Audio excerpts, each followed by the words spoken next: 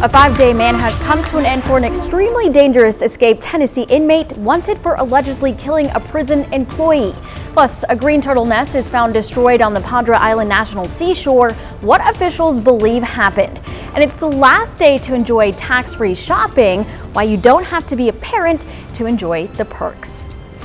Good evening and thanks for joining us. I'm Michelle Pedraza. We begin with sad news at the Padre Island National Seashore, where a green turtle nest was found completely destroyed this morning. It is our top story. According to officials, coyotes ravaged the green turtle nest, leaving no intact eggs.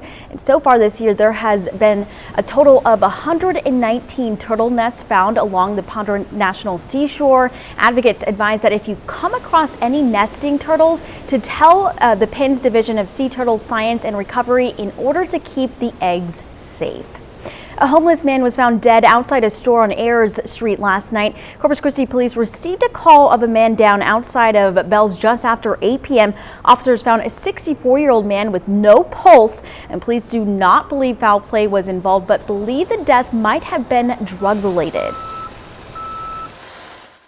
It could be anything. It could be a natural death, or again, suspicion of maybe illegal narcotics are involved. And police cannot confirm the death until autopsy and toxicology reports are completed. Witnesses did say the man was up and talking to people about an hour before he died.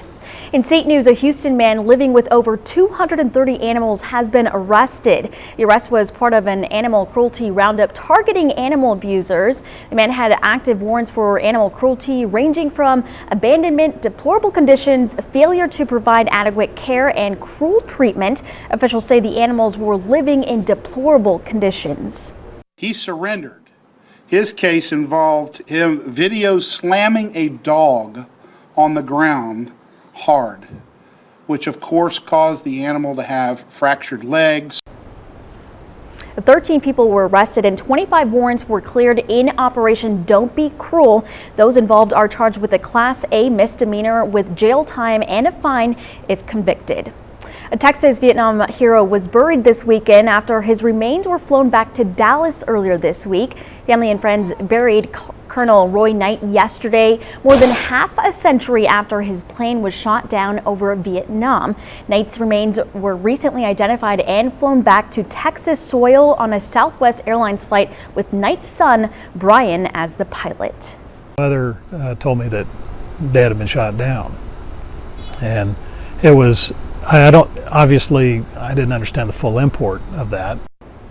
On May 19, 1967, Knight was flying a mission over Laos during the Vietnam War when he was shot down. Knight's remains weren't found until the area where his plane went down was evacuated in the early 90s.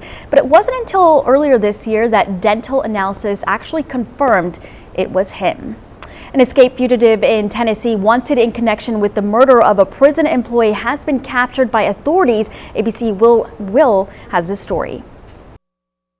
Curtis Watson, the inmate described by authorities as extremely dangerous after his escape from a Tennessee prison, has been taken back into custody. Watson surrendered without incident, hands up, went to his knees, and gave up immediately. The Tennessee Bureau of Investigation posting this surveillance video that reportedly shows Watson about 10 miles away from the West Tennessee State Prison hours before his capture. Within 30 minutes, hundreds of law enforcement was on scene and in that area. They then began both a ground and air search of the area. Charging documents say Watson had a history of sexual violence, but was still a low-security prisoner. He had been released for lawn mowing duties on Wednesday.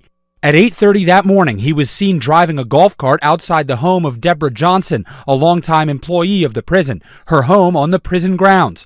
3 hours later, Watson was reported missing and Johnson's body discovered in her home with a cord around her neck. She blessed so many lives, and it's just a sad occasion. Investigators naming Watson a suspect in Johnson's death. I spoke with Deborah Johnson's family, and they asked me to express the appreciation to everyone for your prayers and for the work that's been done in bringing Watson into custody. Watson, who was already serving a sentence for a 2013 conviction on especially aggravated kidnapping, now facing additional charges, including first-degree murder.